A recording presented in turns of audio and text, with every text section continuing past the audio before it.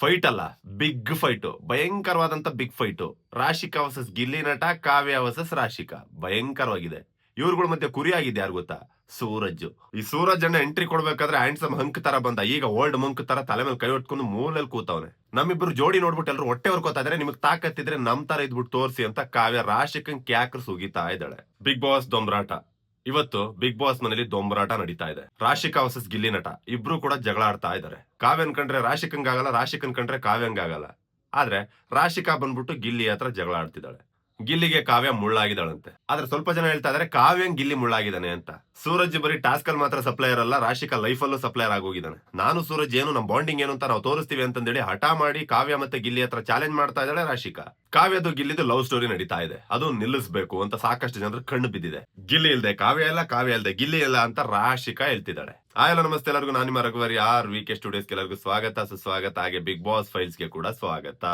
ಇವತ್ತೇನೆಲ್ಲ ನಡೆದಿದೆ, ಇವತ್ತಿನ big boss ಪ್ರೊಮೋದಲ್ಲಿ ಬಿಟ್ಕೊಟ್ಟಿರ್ತಕ್ಕಂತ hint ಏನು, ಸುಳಿವುಗಳೇನು, ಯಾರ್ಯಾರ ಮಧ್ಯೆ ಜಗಳ ಶುರುವಾಗಿದೆ, ಬನ್ನಿ ಅದ್ರ ಬಗ್ಗೆ ಡಿಸ್ಕಸ್ ಮಾಡೋಣ.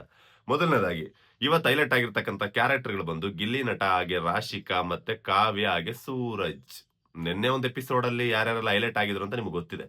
ನಿನ್ನೆ ಒಂದು ಎಪಿಸೋಡ್ ಅಲ್ಲಿ ಒಂದು ಟಾಸ್ಕ್ ನಡೀತಾ ಇತ್ತು. ಏನಪ್ಪಾ ಅಂತಂದ್ರೆ ಯಾರ್ಯಾರನ್ನ ನಾಮಿನೇಟ್ ಮಾಡಬೇಕು ಅನ್ನೋ ಒಂದು ಪ್ರಕರಣದಲ್ಲಿ ಯಾರ್ಯಾರನ್ನೆಲ್ಲ ಸೆಲೆಕ್ಟ್ ಮಾಡಿದ್ರು ಅದನ್ನ ನಾನು ನೆಕ್ಸ್ಟ್ ಎಪಿಸೋಡ್ ರಿವ್ಯೂದಲ್ಲಿ ಎಕ್ಸ್ಪ್ಲೇನ್ ಮಾಡ್ತೀನಿ. ಬಟ್ ಈಗ ಅದೇ ಒಂದು ಟಾಸ್ಕ್ ಕಂಪ್ಲೀಟ್ ಆಗಿ ನೆಕ್ಸ್ಟ್ ಕಂಟಿನ್ಯೂ ಆಗ್ತಾ ಇದೆ. ಸೊ ಇವತ್ತು ಯಾರ್ಯಾರೆಲ್ಲ ಯಾರನ್ನ ನಾಮಿನೇಟ್ ಮಾಡ್ತಾರೆ ಅನ್ನೋ ಪ್ರಸಂಗದಲ್ಲಿ ಮೋಸ್ಟ್ಲಿ ಕಾವ್ಯ ಮತ್ತೆ ಗಿಲ್ಲಿನ ರಾಶಿಕಾ ಟಾರ್ಗೆಟ್ ಮಾಡಿದಾಳೆ ಅಂತ ಎದ್ದು ಕಾಣಿಸ್ತಾ ಇದೆ. ಅದೇ ಒಂದು ವಿಚಾರಕ್ಕೆ ಬಂದ್ರೆ ಮೋಸ್ಟ್ಲಿ ರಾಶಿಕನ್ನ ಕಾವ್ಯ ಕೂಡ ನಾಮಿನೇಟ್ ಮಾಡಿರ್ಬಹುದಾ ಗೊತ್ತಿಲ್ಲ. ಹಾಗಾದ್ರೆ ಇವತ್ತಿನ ಪ್ರೊಮೋ ನೋಡ್ಬಿಟ್ಟು ಇದ್ರಲ್ಲಿ ಏನೇನೆಲ್ಲ ಸುಳಿವುಗಳಿದೆ ಅದನ್ನ ಡಿಸ್ಕಸ್ ಮಾಡ್ತೋಣ. ಬನ್ನಿ ಮೊದಲನೇದಾಗಿ ಏನಿದೆ ನೋಡೋಣ. ಕಾವ್ಯ ಅವ್ರು ಸ್ಟ್ಯಾಂಡ್ ತಗೊಂತಾರಂತೆ, ತಗೊಂಡಿರೋದು ಬರೀ ಒಂದೇ ಪರ್ಸನ್ಗೆ, ಅವ್ರ ಫ್ರೆಂಡ್ಗೆ. ಓಕೆ, ಮೊದಲನೇದಾಗಿ ರಾಶಿಕಾ ಕಾವ್ಯಗೆ ಆಪೋಸಿಟ್ ಆಗಿ ನಿಂತು ಕಾವ್ಯನ ನಾಮಿನೇಟ್ ಮಾಡ್ತಾ ಇದ್ದಾಳೆ. ಬಿಗ್ ಬಾಸ್ ಕ್ಯಾಮರಾ ಮುಂದೆ ನಿಂತು ಮಾತಾಡ್ತಾ ಇದ್ದಾಳೆ. ಏನಪ್ಪಾ ಅಂತಂದ್ರೆ ಕಾವ್ಯ ಅವರು ಸ್ಟ್ಯಾಂಡ್ ತಗೋತಾರಂತೆ. ಅದು ನಾವು ನೋಡಿದಾಗೆ ಬರೀ ಒಬ್ಬ ವ್ಯಕ್ತಿಗೆ ಮಾತ್ರ. ಅದು ನಿಮ್ಗೆಲ್ಲ ಗೊತ್ತಿದೆ, ಗಿಲ್ಲಿಗೆ ಮಾತ್ರ ಅವ್ರು ಸ್ಟ್ಯಾಂಡ್ ತಗೋತಾರೆ. ಅವ್ರನ್ನ ಹೊರತುಪಡಿಸಿ ಬೇರೆ ಯಾರಿಗೂ ಕೂಡ ಸ್ಟ್ಯಾಂಡ್ ತಗೊಳ್ಳಲ್ಲ ಅಂತ. ಈ ಸ್ಟ್ಯಾಂಡ್ ತಗೊಳ್ಳೋಂತ ವಿಚಾರ ಎಲ್ಲಿ ಬಂತು ಗೊತ್ತಾ? ಧನುಷ್ ಅವರು ನಂಬರ್ 1 ಸ್ಥಾನನ ಕಾವ್ಯಂಗ್ ಕೊಟ್ರಲ್ಲ, ಅಲ್ಲಿಂದ ಶುರುವಾಯ್ತು ಬಗ. ಫಸ್ಟ್ ಆಫ್ ಆಲ್ ನನಗೂ ಕೂಡ ನಂಬರ್ 1 ಸ್ಥಾನ ಕಾವ್ಯಂಗ್ ಕೊಟ್ಟಿದ್ದು ಇಷ್ಟ ಆಗಿಲ್ಲ. ಎಕ್ಸ್ಚೇಂಜ್ ಆದಾಗ ಅವ್ರು ಕೊಟ್ಟಂತ 6 ನಂಬರ್ ಕೂಡ ನನಗೆ ಇಷ್ಟ ಆಗ್ಲಿಲ್ಲ. ಬಟ್ ಇಟ್ಸ್ ಓಕೆ, ಅದು ನಡೆದಿದೆ, ಏನು ಮಾಡಕ್ಕಾಗಲ್ಲ, ಬಿಟ್ಟಾಕೋಣ. ಬಟ್ ಆದ್ರೆ ಈ ಸ್ಟ್ಯಾಂಡ್ ತಗೊಳ್ಳೋಂತ ವಿಚಾರದಲ್ಲಿ ಧನುಷ್ ಅವರು ನಂಬರ್ 1 ಸ್ಥಾನದಲ್ಲಿ ಕಾವ್ಯನ ಇಟ್ಟು ಒಂದು ಮಾತನ್ನ ಹೇಳಿರ್ತಾರೆ. ಏನಪ್ಪಾ ಅಂತಂದ್ರೆ ಯಾವ ಒಂದು ವಿಚಾರದಲ್ಲೂ ಕೂಡ ಅವಳ ಒಂದು ಟಾಪಿಕ್ ಅಂತ ಬಂದಾಗ ಅವಳು ಸ್ಟ್ಯಾಂಡ್ ತಗೋತಾಳೆ, ಪರ್ಸನಲ್ ಸ್ಟ್ಯಾಂಡ್ ತಗೋತಾಳೆ. ಗಿಲ್ಲಿ ಟಾಪಿಕ್ ಬಂದಾಗಲೂ ಕೂಡ ಸ್ಟ್ಯಾಂಡ್ ತಗೋತಾಳೆ ಅಂತ. ಬಟ್ ಇದು ಉಳಿದಂತ ಕಂಟೆಸ್ಟೆಂಟ್ಗಳಿಗೆ ಸ್ಯಾಟಿಸ್ಫ್ಯಾಕ್ಷನ್ ಆಗ್ತಾ ಇಲ್ಲ. ಯಾಕೆ ಅಂತಂದ್ರೆ ಸ್ಟ್ಯಾಂಡ್ ತಗೊಳ್ಳೋದು ಅಂತಂದ್ರೆ ಪ್ರತಿಯೊಬ್ಬ ಕಂಟೆಸ್ಟೆಂಟ್ಗೂ ಕೂಡ ಒಂದೇ ತರ ನೋಡ್ಬೇಕು, ಪ್ರತಿಯೊಬ್ಬರು ಪರವಾಗಿ ನಿಂತ್ಕೋಬೇಕು, ಅವ್ರ ಜೊತೆ ನಿಂತ್ಕೋಬೇಕು. ಯಾರಿಗೆ ಕಷ್ಟ ಬಂದ್ರು ನಿಂತು ಅಲ್ಲಿ ಸ್ಟ್ಯಾಂಡ್ ತಗೊಳ್ಳೋದನ್ನ ಅದು ಸ್ಟ್ಯಾಂಡ್ ತಗೊಳ್ಳೋದು ಅಂತ ಹೇಳ್ತಾರೆ. ಆದ್ರೆ ಒಬ್ಬ ವ್ಯಕ್ತಿ ಬರೀ ಗಿಲ್ಲಿಗೆ ಮಾತ್ರ ಸ್ಟ್ಯಾಂಡ್ ತಗೊಳ್ಳೋದನ್ನ ಸ್ಟ್ಯಾಂಡ್ ತಗೊಂಡಂಗೆ ಅಂತ ಹೇಳಲ್ಲ ಅಂತ ಪ್ರತಿಯೊಬ್ಬರ ಒಂದು ಆರ್ಗ್ಯುಮೆಂಟ್, ಇನ್ಕ್ಲೂಡಿಂಗ್ ಗಿಲ್ಲಿಯ ಆಪ್ತ ಮಿತ್ರ ಆಗಿರ್ತಕ್ಕಂಥ ನಮ್ಮ ಮ್ಯೂಟೆಂಟ್ ರಘು ಅವ್ರದ್ದು ಕೂಡ ಇದೇ ಆರ್ಗ್ಯುಮೆಂಟ್.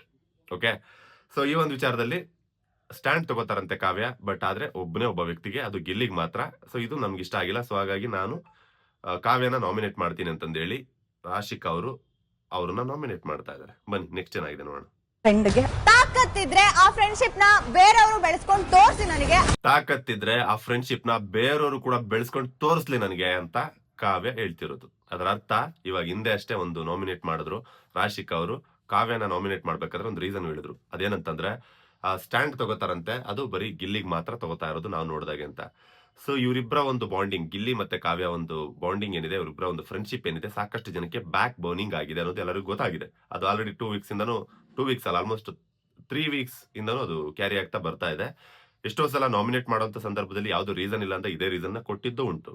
ಸೊ ಈಗ ಕಾವ್ಯ ನೋಡಿ ಕೇಳಿ ಸಾಕಾಗಿ ಆಲ್ರೆಡಿ ಕಾವ್ಯನೇ ಬಿಟ್ಬಿಟ್ಟಿತ್ತು. ಇನ್ ಮುಂದೆ ನಾನು ಗಿಲ್ಲಿ ತಂಟೆಗೆ ಹೋಗಲ್ಲ, ಗಿಲ್ಲಿಗೆ ನಾನು ಬುದ್ಧಿವಾದ ಹೇಳಲ್ಲ, ಒಂದು ಎಮ್ಮೆ ಚರ್ಮ ಅವ್ನು ತಿತ್ಕೊಳ್ಳಲ್ಲ, ಅವ್ನು ಪಾಡಿಗೆ ಅವ್ನು ಬಿಡ್ತೀನಿ, ನಾನಂತೂ ಅವ್ನು ತಂಟೆಗೆ ಹೋಗಲ್ಲ ಅಂತ ಹೇಳಿದ್ಲು. ಆದ್ರೂ ಕೂಡ ಇವ್ರು ಇದನ್ನೇ ಕ್ಯಾರಿ ಮಾಡ್ಬೇಕಾದ್ರೆ ತಲೆ ಕೆಟ್ಟಿ ಇವತ್ತು ಹಕಡಕ್ಕೆ ರೆಡಿಯಾಗಿ ನಿಂತಿದ್ದಾಳೆ ಕಾವ್ಯ. ಅದಕ್ಕೆ ಹೇಳಿದ್ದು, ತಾಕತ್ತಿದ್ರೆ ನಮ್ಮಿಬ್ಬರ ಫ್ರೆಂಡ್ಶಿಪ್ ತರ ನೀವು ಕೂಡ ಒಂದು ಫ್ರೆಂಡ್ಶಿಪ್ ಬಿಲ್ಡ್ ಮಾಡಿ, ಆ ಒಂದು ಬಾಂಡಿಂಗ್ ನ ಕ್ರಿಯೇಟ್ ಮಾಡಿ, ಅಷ್ಟ್ರ ಮಟ್ಟಿಗೆ ಬಿಲ್ಡ್ ಮಾಡ್ಬಿಟ್ಟು ತೋರಿಸಿ ಅಂತ ಹೇಳಿ. ಬಹುಶಃ ನೀವ್ ಎಕ್ಸ್ಪೆಕ್ಟ್ ಮಾಡ್ತಿದ್ದೀರಾ ರಾಶಿಕಾ ಮತ್ತೆ ಸೂರಜ್ ಇವರಿಬ್ಬರ ಒಂದು ಜೋಡಿ ಕಾವ್ಯ ಮತ್ತೆ ಗಿಲ್ಲಿ ಅಷ್ಟು ಸ್ಟ್ರಾಂಗ್ ಆಗಿರುತ್ತೆ ಅಂತ ನೀವು ಅನ್ಕೊಂತೀರಾ? ಯಾಕೆ ಅಂತಂದ್ರೆ ನಾನೇ ಹೇಳ್ತೀನಿ, ಗಿಲ್ಲಿಗೆ ಕಷ್ಟ ಬಂದ್ರೆ ಕಾವ್ಯ ನಿಂತ್ಕೋತಾಳೆ, ಕಾವ್ಯಂಗ್ ಕಷ್ಟ ಬಂದ್ರೆ ಗಿಲ್ಲಿ ಅಫ್ಕೋರ್ಸ್ ನಿಂತ್ಕೊಳ್ತಾನೆ. ಆ ಒಂದು ವಿಚಾರಕ್ಕೆ ಬಂದ್ರೆ, ರಾಶಿಕಂಗ್ ಕಷ್ಟ ಬಂದ್ರೆ ಸೂರಜ್ ಎಲ್ಲ ಒಂದ್ ಕಡೆ ಯೋಚನೆ ಮಾಡ್ತಿರ್ತಾನೆ ಸೇಫ್ ಕಾರ್ಡ್ಗೆ. ಅಂಡ್ ಸೂರಜ್ಗೆ ಏನಾದ್ರು ಕಷ್ಟ ಬಂದಾಗ ರಾಶಿಕಾ ಹತ್ರಕ್ಕೂ ಹೋಗಲ್ಲ. ಇವರಿಬ್ರದ್ದು ಎಲ್ಲಿ ಅಂತಂದ್ರೆ ಲವ್ವಿ ಡಬ್ಬಿ ಬಾತ್ರೂಮ್ ಅಪೋಸಿಟ್ ಇರ್ತಕ್ಕಂಥ ಕಾಲಿಡಾಲ್ ಅಲ್ಲಿ ಅಥವಾ ಎಲ್ಲಾದ್ರೂ ಸರ್ಕಲ್ ಅಲ್ಲಿ, ಇಲ್ಲ ಬೀನ್ ಬ್ಯಾಗ್ ಅಲ್ಲಿ, ಇಲ್ಲ ಮೇಲ್ಗಡೆ ಫಸ್ಟ್ ಫ್ಲೋರ್ ಅಲ್ಲಿ, ಇಲ್ಲ ಊಟದ ಟೇಬಲ್ ಅಲ್ಲಿ, ಡೈನಿಂಗ್ ಟೇಬಲ್ ಅಲ್ಲಿ, ಸೋಫಾ ಅಲ್ಲಿ, ಇಲ್ಲಿ ಮಾತ್ರ ಇವರಿಬ್ಬರ ಒಂದು ಬಾಂಡಿಂಗ್ ತೋರಿಸೋದು. ಟಾಸ್ಕ್ ಅಲ್ಲಿ ಒಬ್ರಿಗೊಬ್ರಿಗೆ ಕಷ್ಟ ಅಂತ ಬಂದಾಗ ಇವರಿಬ್ರು ಒಂದು ಬಾಂಡಿಂಗ್ ತೋರ್ಸಲ್ಲ. ಇದು ಇವ್ರ ಕೈಲಿ ಆಗೋದು ಇಲ್ಲ. ಓಕೆ, ರಾಶಿಕಾ ಅದನ್ನ ಅಕ್ಸೆಪ್ಟ್ ಮಾಡ್ಕೊಂಡ್ರು ಕೂಡ ಆಗಲ್ಲ. ಅದು ನಾವೇ ಒಪ್ಕೊಂತೀವಿ. ನನಗಂಗ ಅನಿಸ್ತಾ ಇದೆ. ನಿಮ್ಗೆ ಅನಿಸ್ತದೆ ಅವ್ರಿಬ್ರು ಕೂಡ ಕಾವ್ಯ ಮತ್ತೆ ಗಿಲ್ಲಿ ತರ ಇರೋದಕ್ಕೆ ಸಾಧ್ಯನಾ, ಅಥವಾ ಇನ್ ಮುಂದೆ ಇರ್ತೀವಿ ಅಂದ್ರೂ ಕೂಡ ಅದು ಅವರಿಂದ ಆಗತ್ತಾ? ಅದನ್ನ ನೀವು ಕಮೆಂಟ್ ಅಲ್ಲಿ ತಿಳಿಸಿ. ಬನ್ನಿ ನೆಕ್ಸ್ಟ್ ಏನಾಗಿದೆ ನೋಡೋಣ. ನೀವಿದ್ರೆ ಕಂಫರ್ಟ್ ಝೋನ್, ಬೇರೆಯವ್ರಿದ್ರೆ ಕಂಫರ್ಟ್ ಝೋನ್ ಅಲ್ವಾ? ಅದು ತರಿಸ್ಕೊಳ್ಳಲ್ಲ ಸೂರಜ್ ಅಣ್ಣನ ಹತ್ರ. ನೀವಿದ್ರೆ ಮಾತ್ರ ಕಂಫರ್ಟ್ ಝೋನ್, ಬೇರೆಯವ್ರಿದ್ರೆ ಕಂಫರ್ಟ್ ಝೋನ್ ಅಲ್ವಾ? ಈ ಕಂಫರ್ಟ್ ಝೋನ್ ಅಂದ ಟಾಪಿಕ್ ಯಾಕೆ ಬರ್ತಾ ಇದೆ ಅಂತಂದ್ರೆ, ಯಾವಾಗ್ಲೂ ಕೂಡ ಸೂರಜ್ ರಾಶಿಕಾ ಜೊತೆ ಇರ್ತಾರೆ, ರಾಶಿಕಾ ಸೂರಜ್ ಜೊತೆ ಇರ್ತಾರೆ ಅನ್ನೋ ಒಂದು ಮಾತು ಬಂದಾಗ ಅಲ್ಲಿ ಇವರಿಬ್ರು ಬಾಯಿಂದ ಬಂದಂತದ್ದು ನಮ್ಮ ಕಂಫರ್ಟ್ ಝೋನ್. ನನಗೆ ರಾಶಿಕಾ ಕಂಫರ್ಟ್ ಆಗಿದ್ದಾಳೆ, ನನಗೆ ಸೂರಜ್ ಕಂಫರ್ಟ್ ಆಗಿದ್ದಾನೆ ಅಂತ ಇವ್ರುಗಳೇ ಹೇಳಿದಂತ ಮಾತು. ಸೊ ಹಾಗಾಗಿ ಇಲ್ಲಿ ಒಳ್ಳೆ ಪಾಯಿಂಟ್ ಹಿಡಿದಿದ್ದಾನೆ. ನಿಮ್ಗೆ ಅವರಿಬ್ರು ಮಾತ್ರ ಕಂಫರ್ಟ್, ಬೇರೆ ಯಾರು ಕಂಫರ್ಟ್ ಇಲ್ವಾ ನಿಮ್ಗೆ ಅಂತ. ಇನ್ನ ಇಲ್ಲಿ ತರ್ಸ್ಕೊಳ್ಳೋ ಅಂತ ವಿಚಾರ ಅಂತ ಬಂತು. ಅದು ಯಾವಾಗ ಅಂತಂದ್ರೆ, ಈ ಮೊನ್ನೆ ಕಿಚನ್ ಡಿಪಾರ್ಟ್ಮೆಂಟ್ ಒಂದು ಕೆಲಸ ನಡೀತಾ ಇತ್ತಲ್ವಾ, ಗೆಸ್ಟ್ ಗಳೆಲ್ಲ ಬಂದಿದ್ದಾಗ, ಆ ಟೈಮಲ್ಲಿ ಮೋಸ್ಟ್ಲಿ ಏನಾದ್ರು ತರ್ಸ್ಕೊಳ್ಳೋ ಅಂತದ್ದೇನೋ ಇರ್ಬೋದು ಅನ್ಸುತ್ತೆ. ಫುಡ್ ತರ್ಸ್ಕೊಳ್ಳೋದು, ಅದ್ ತರ್ಸ್ಕೊಳ್ಳೋದು, ಈ ತರದ್ ಏನೋ ಒಂದು ಡಿಸ್ಕಷನ್ ನಡೀತಾ ಇದೆ ಅನ್ಸುತ್ತೆ. ಒಟ್ನಲ್ಲಿ ಒಳ್ಳೆ ಜಗಳ ಶುರು ಆಗ್ತಾ ಇದೆ. ರಾಶಿಕನ ನಿಧಾನಕ್ಕೆ ಕೆದರ್ತಾ ಇದ್ದಾನೆ ಗಿಲ್ಲಿ ನಟ. ಈಗ ಆಲ್ರೆಡಿ ಒಂದು 2-3 ವೀಕ್ಸ್ ಬ್ಯಾಕ್ ಇವರಿಬ್ಬರ ಒಂದು ಜಗಳ ನೋಡಿದ್ವಿ. ಅದಾದ್ಮೇಲೆ ಇಮಿಡಿಯೇಟ್ಲಿ ಗಿಲ್ಲಿನೇ ಬೇಡ ಅಂತಂದೇಳಿ ಸ್ಟಾಪ್ ಮಾಡಿದ. ಬಟ್ ಈಗ ಯಾಕೆ ವಾಪಸ್ ಅಲ್ಲಿಗೆ ಬಂದಿದೆ? ಅಫ್ಕೋರ್ಸ್ ಇವರಿಬ್ರು ಜಗಳ ಶುರುವಾದ್ರೂ ಕೂಡ ಎಂಡ್ ಆಗೋದು, ಕೊನೆಗೆ ಗೆಲ್ಲೋದು ಯಾರು ಅಂತ ನಿಮ್ಗೂ ಗೊತ್ತು. ಬನ್ನಿ ನೋಡೋಣ ನೆಕ್ಸ್ಟ್ ಏನಾಗಿದೆ.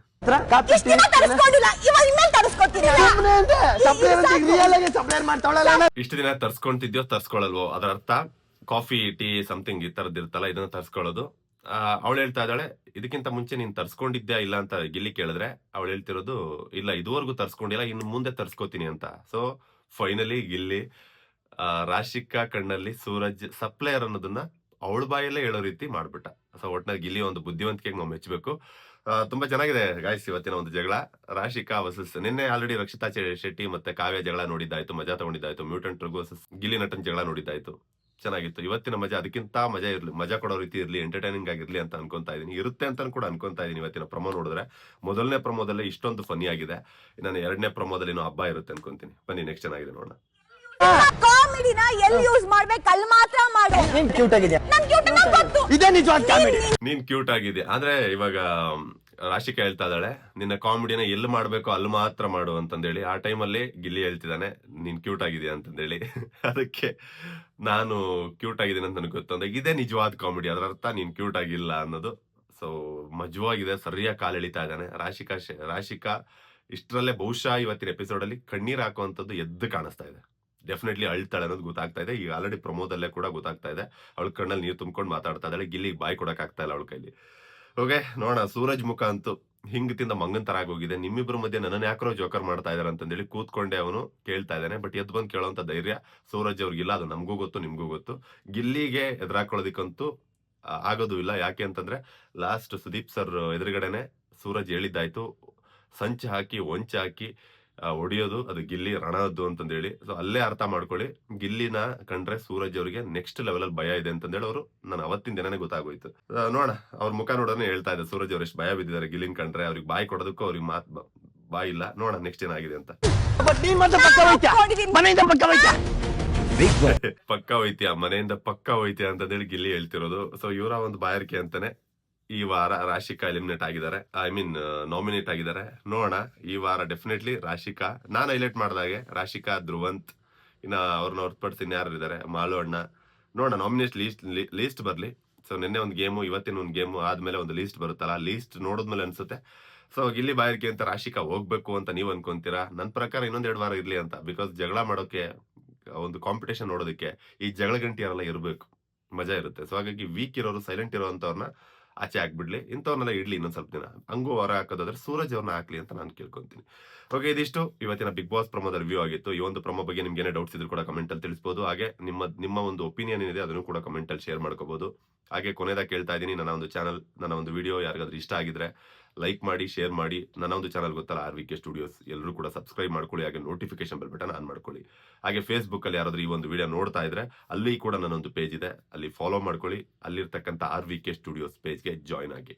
ಸಿಗೋಣ ಮತ್ತೆ ಮುಂದಿನ ಎಪಿಸೋಡ್ ರಿವ್ಯೂ ಅಲ್ಲಿ. ಸದ್ಯದಲ್ಲೇ ಇಮಿಡಿಯೇಟ್ ಆಗಿ ಎಪಿಸೋಡ್ ರಿವ್ಯೂ ಬರುತ್ತೆ. ನಿನ್ನೆ ನೈಟ್ ನಡೆದಿರ್ತಕ್ಕಂಥ ಎಪಿಸೋಡ್ ಬಗ್ಗೆ ಸಾಕಷ್ಟು ಮಾತುಕತೆ ಇದೆ, ಸಾಕಷ್ಟು ಡೌಟ್ಸ್ಗಳಿದೆ, ಸಾಕಷ್ಟು ವಿಚಾರಗಳ ಬಗ್ಗೆ ಮಾತಾಡೋದಿದೆ. ಬರ್ತೀನಿ, ಇಮಿಡಿಯೇಟ್ ಆಗಿ ಬರ್ತೀನಿ. ಕಾಯ್ತಾ ಇರಿ. ಸಿಗೋಣ ಮತ್ತೆ.